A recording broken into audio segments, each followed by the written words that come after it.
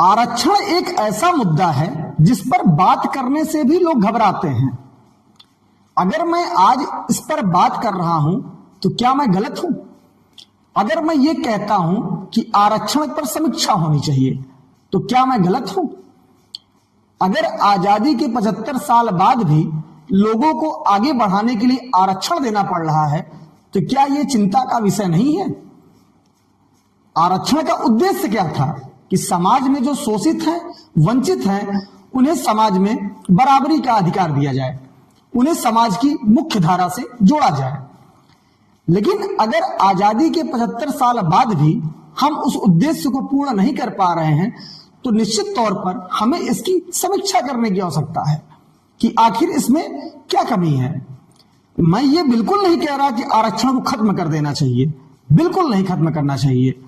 ये एक तरीका है कि जो शोषित हैं, जो वंचित हैं, उन्हें समाज की मुख्य धारा से जोड़ा जा सके।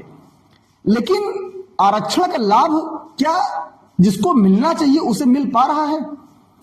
हम अपने अगल बगल देखते हैं, ऐसे कई लोग हैं जो एससी वर्ग से आते हैं, जो ओबीसी वर्ग से आते हैं, उनके पास वो सुविधा ही नहीं है कि वो पढ़ भी पाए, तो उन्हें आरक्षण का लाभ कहां से मिलेगा? वो केवल 8-9 तक पढ़ पाते हैं मुश्किल से, उसके बाद कहीं दूर कमाने चले जाते हैं, तो उनको तो आरक्षण का लाभ मिल ही नहीं रहा है। तो आरक्षण का लाभ ले कौन जा रहा है? केवल पीढ़ी दर पीढ़ी जिसके पिताजी बन गए अधिकारी, उसका बेटा भी आरक्षण का लाभ ले रहा है। क्या ये उचित है? और पहली बात मैं ये कहना चाहता हूं कि कहीं ना कहीं आरक्षण को पहली बात तो सीमित करना चाहिए। आरक्षण केवल और केवल सी और डी ग्रेड की नौकरी मिलना चाहिए।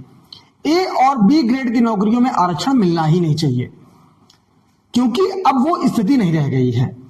अब समाज में हर किसी को अधिकार मिल गया है, कहीं ना कहीं कानून है, अब कोई किसी से कम नहीं रह गया है।